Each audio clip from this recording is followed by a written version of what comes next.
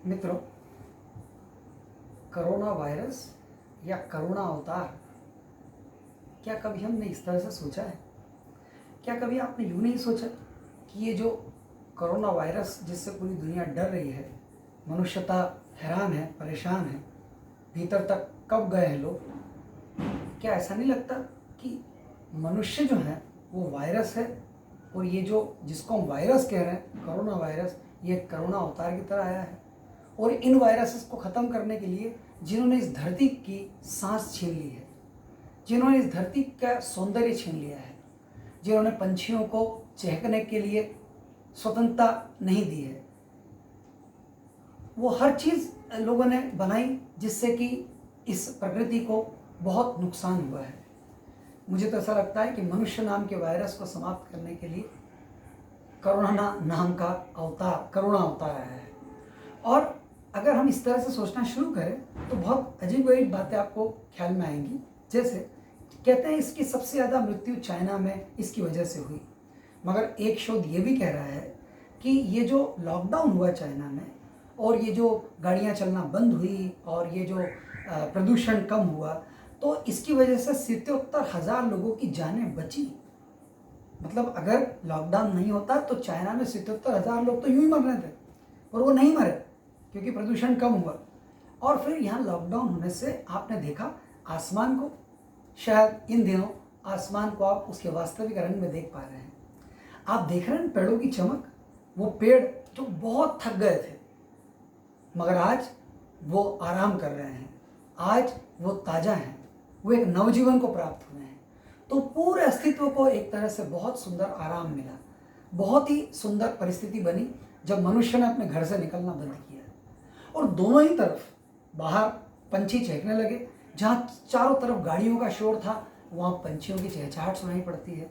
जहाँ चारों तरफ लोगों का कोलाहल था, अब वहाँ एक गहन शांति मालूम पड़ती है। कहीं कहीं आजू बाजू के घरों से हंसने हंसाने की आवाज़ आती है।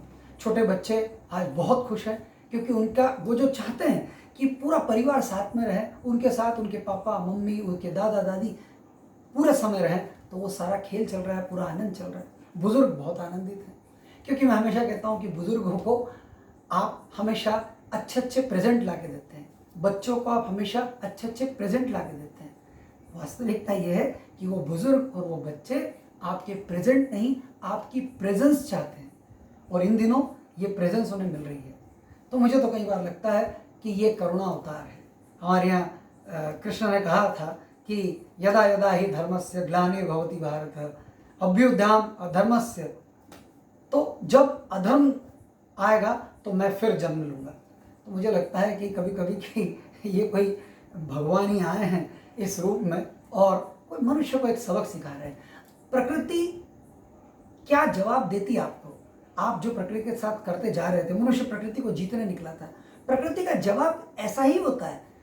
तो कभी वो किसी अर्थक्वेक के रूप में आती है, तो कभी वो तूफान के रूप में आती है, तो कटरीना के रूप में आती है। तो प्रकृति के जवाब हैं, और ये जो जवाब था, ये मुझे लगता है सबसे अद्भुत जवाब था। इसमें मनुष्य को अपने होने का बोध हुआ, अपने परिवार के होने का बोध हुआ। उसे पता चला कि वो घर में रहता है तो कोई ज़रूरी नहीं है कि वो बाहर घूमने ही जाए। अभी लोग बाहर घूमने जाते हैं तो उन्हें नहीं मालूम वो कहाँ जा रहे हैं, पर उन्हें सिर्फ बाहर भागना है। भीतर एक दौड़ है जो उन्हें दौड़ाती है, तो बाहर भागते हैं, बहुत सारा रुपया खर्च करते हैं, फिर भी वो मज़ा नहीं आता जो इन दिनों घर में आ रहा है।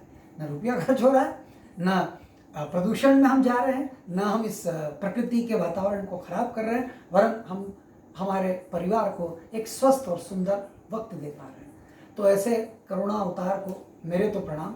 और आपको मैं कहूँ कि अब इस बात से सरकारों को, दुनिया की सरकारों को समझ आनी चाहिए कि यह करुणा अवतार ना आए, और इसके बावजूद भी हम कभी कभी पूरी दुनिया में 8 दिन का, 15 दिन का, 21 दिन का लॉकडाउन करें, जिससे कि लोगों के रिश्ते मजबूत हों, लोग एक दूसरे के करीब आएँ, प्रदूषण कम हो, आसमान अपने रंग में दिखाई पड़े, सुंदर पंछी दिखाई पड़ने लगे, उनकी चहचहाट सुनाई पड़ने लगे, और मनुष्य को अपने भीतर जाने का अवसर मिले।